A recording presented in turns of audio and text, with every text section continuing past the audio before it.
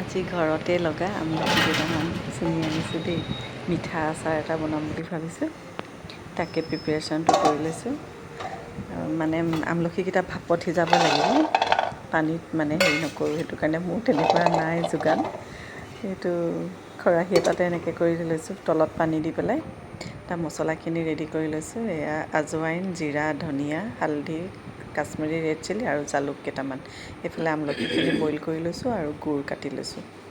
প্ৰথম অকণমান তেলত নিমখ হালধি, কাশ্মীৰী ৰেড চিলি দি অকণমান নামমাত্ৰ তেলত মানে ফ্ৰাই কৰি ল'ব লাগিব। ফ্ৰাই মানে কি আৰু এনেই অকণমান লৰাই ল'ব লাগিব।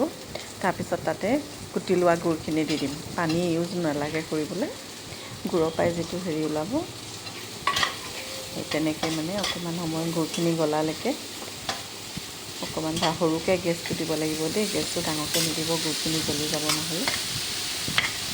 গেছটো সৰু কৰি এতিয়া এনেকৈ গুড়খিনি পাগ উঠিব যে, বেছি পগাব নালাগে। অকণমান নিমখ দিছোঁ, বগা নিমখটো, আৰু অকণমান এইটো ক'লা নিমখটো যে দিবই, কিন্তু ইমান ধুনীয়া তাত খাবলৈ হয় ক'লা নিমখ দিলে আমলখি।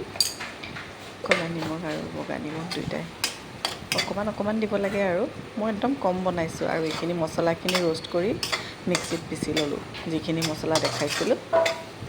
হৈয়ে থাকিলে আৰু বাকী গেছটো বন্ধ কৰি দিলে হৈ যাব। এতিয়া অকণমান পাগ উঠিলেই নমাই দিব লাগে।